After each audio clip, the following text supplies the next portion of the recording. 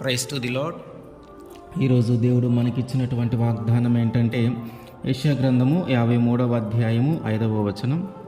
అతడు పొందిన దెబ్బల చేత మనకు స్వస్థత కలుగుచున్నది. ఆమెన్. ఒక మనిషి చేసినటువంటి పాపానికి రావలసినటువంటి శిక్షను ఏ దేవుడైనా అనుభవించగలుగుతాడా? ఒక మనిషి చేసిన పాపానికి రావాల్సినటువంటి ఆ శిక్షను ఏ దేవుడైనా కోరుకుంటాడా? వాళ్ళు చేసిన పాపానికి నేను శిక్ష అనుభవిస్తా, వాళ్ళు చేసిన తప్పుకి నేను దెబ్బలు తింటా, వాళ్ళు చేసిన తప్పుకి నేను బాధ్యుని అన్నట్టుగా ఎవరైనా ఆ శిక్షను అనుభవించడానికి ఇష్టపడతారా అంటే ఏ దేవుడు ఇష్టపడడు.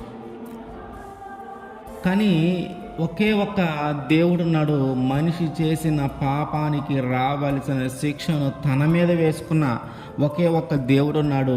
ఆయనే నజరేయుడైనటువంటి యేసుక్రీస్తు వారు. మనము చేసిన పాపానికి బదులుగా మన మీదికి వచ్చినటువంటి రోగములు, మనకు వచ్చినటువంటి వ్యాధుల నుండి మనల్ని విడిపించటానికి మొదట మనలో ఉన్న పాపాన్ని తీసివేయాలి. ఒక తప్పు చేయటాన్ని బట్టి, ఒక పాపము చేయటాన్ని బట్టి మనకు ఒక రోగం వస్తే, ఒక వ్యాధి వస్తే, ఆ వ్యాధి నుంచి మనము విడిపించబడాలన్నా, ఆ రోగము నుంచి మనం విడిపించబడాలన్నా మొదటిగా మనము చేసిన పాపము క్షమింపబడాల. మొదటిగా మనము చేసిన పాపము మనలో నుండి తీసివేయబడాల. ఆ పాపానికి రావాల్సినటువంటి ఆ శిక్ష ఆయన మీద వేసుకుంటే అప్పుడు ఆ పాపం నుంచి మనం విడిపించబడతాం.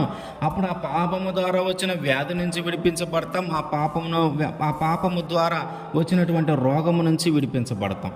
మరి అలా చేయగలిగిన దేవుడు ఎవరున్నారు? ఏ దేవుడైనా మనిషి చేసిన పాపాన్ని భరించుకుంటాడా? ఏ దేవుడైనా మనిషి చేసిన పాపాన్ని బట్టి రావాల్సినటువంటి శిక్షను అనుభవించడానికి సిద్ధంగా ఉంటాడంటే ఎవరు ఉండరు. అది కేవలం యేసుక్రీస్తు వారు మాత్రమే అలా ఉండగలుగుతాడు. ఎందుకంటే మన అతిక్రమములన్నిటిని బట్టి అతడు గాయపరచబడ్డాడు, మన దోషములన్నిటిని బట్టి ఆయన నలగొట్టబడ్డాడు, మన సమాధానార్థమైన శిక్ష అతని మీద పడింది, మన పాపము వలన రావాల్సిన శిక్ష అతను అనుభవించి ఆయన పొందిన దెబ్బల చేత మన స్వస్థత పొందుకుంటున్నాం. మన కోసము, మన పాపము కోసము, ఆ పాపమునంతా మనలో నుండి తీసివేయటం కోసము, ఆ పాపము ద్వారా మనం పొందుకున్న వ్యాధులన్నింటినీ మనలో నుండి తీసివేయటం కోసము ఆయన సిలువనెక్కాడు, ఆయన రక్తాన్ని కార్చాడు, ఆయన అనేకమైన కొరడా దెబ్బలు తిన్నాడు. ఇప్పుడు ఆయన మన పాపము నిమిత్తం అలా చేశాడు కనుక ఆ దెబ్బలు తినటాన్ని బట్టి, ఆ రక్తాన్ని కార్చటాన్ని బట్టి మనలో ఉన్న పాపము ఆయన వహించుకున్నాడు కనుక మనలో ఉన్న పాపము మనలో నుండి తొలగిపోతుంది.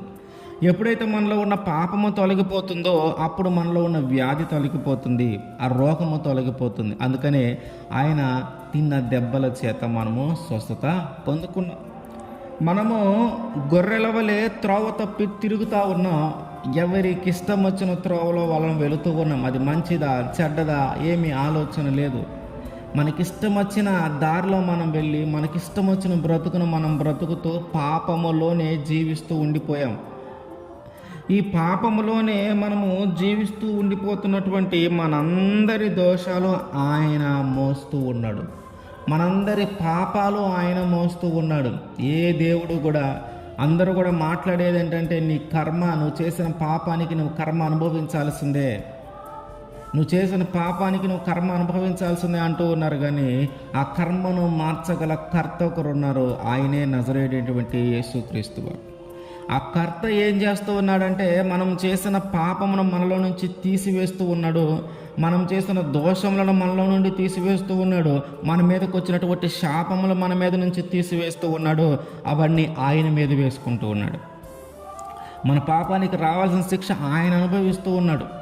ఆ శాపంలో ఆయన మీదకి వెళ్తూ ఆయన మీదకి తెచ్చుకుంటూ ఉన్నాడు.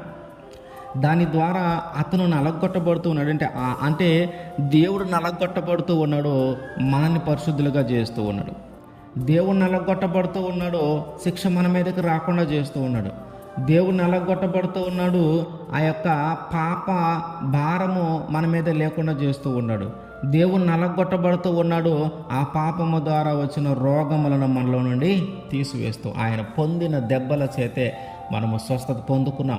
అట్లాంటి దేవుడు ఎవ్వరూ లేరు. ఒకే ఒక్క దేవుడు ఉన్నాడు. మనిషి పాపమును బట్టి వచ్చిన శిక్షను భరించగలిగిన దేవుడు, మనిషి పాపమును బట్టి వచ్చే శిక్షను వహించుకోగలిగిన దేవుడు, మనిషి చేసిన పాపమును బట్టి నేను వీళ్ళు చేసిన పాపాన్ని నేను అనుభవిస్తాను, ఆ శిక్షను నేను అనుభవిస్తానని చెప్పగలిగిన దేవుడు, చేసి చూపించిన దేవుడు ఒక్కరే ఒక్కరున్నారు. ఆయనే నజరేయుడైనటువంటి యేసుక్రీస్తు వారు.